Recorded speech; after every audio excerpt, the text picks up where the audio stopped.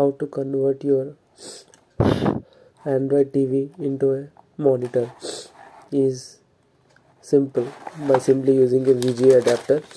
This is how it looks. You can get it easily.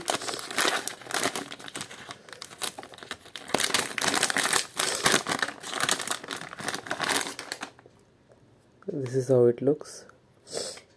You can convert your old monitor